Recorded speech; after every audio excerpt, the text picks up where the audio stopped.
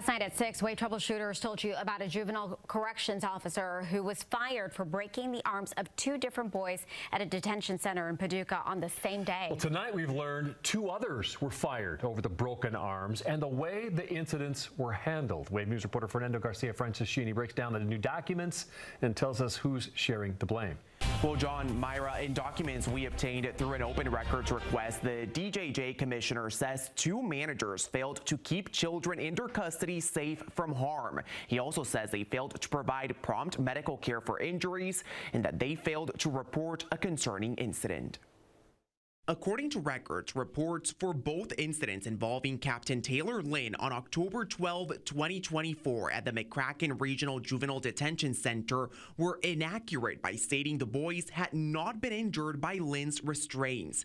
Termination letters obtained by Wave troubleshooters say reports by Eric Lewis and Felicia Weatherspoon-Howe also inaccurately described the boys' behaviors and the events that happened that day.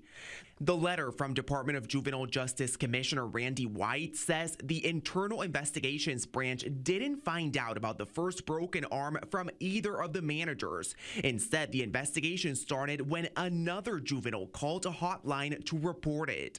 When it comes to Weatherspoon-Howe, records state she signed off on the first incident report before it was even finished and didn't review the video of the second incident before signing off on that report.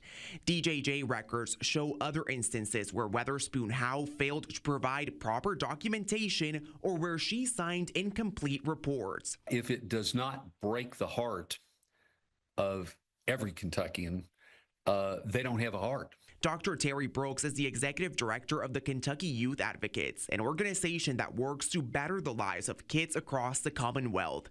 He hopes incidents like these will bring necessary change to state detention centers. When it comes to juvenile justice, there is something missing because we hear on a persistent basis major tragedies.